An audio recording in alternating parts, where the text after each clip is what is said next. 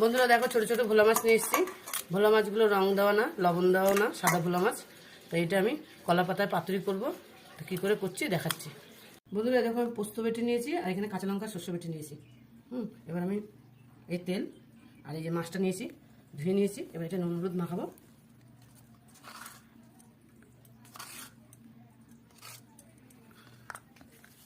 লবণ দিলাম, হলুদ দিলাম, লবণ দিলাম।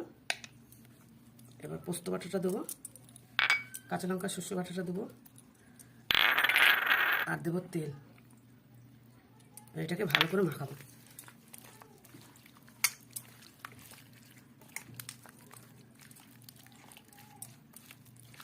সব দিয়ে মাখিয়ে নিলাম। এবার আমি কড়াইয়ের মধ্যে সাজাবো। এই যে প্রথমে একটা কলা পাতা পেতে নিলাম, কড়াইটার মধ্যে একটু হালকা তেল লাগিয়ে নেব।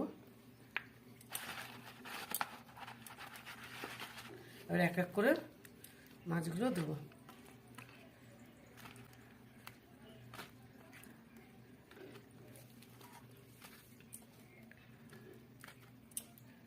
পুরো মশলাটা পুরো দিয়ে দেবো, জল টল কিচ্ছু দেবো না।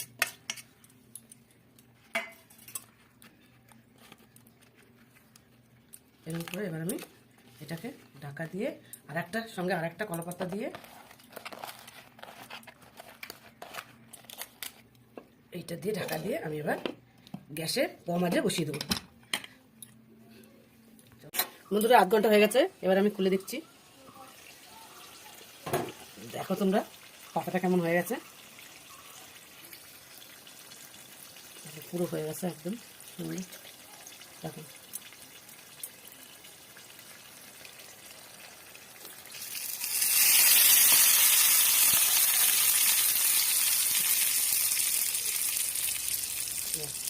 মাছটা সুন্দর ভালো সেদ্ধ হয়েছে, বুঝেছো? আর গন্ধটাও খুব দারুণ বেরোচ্ছে।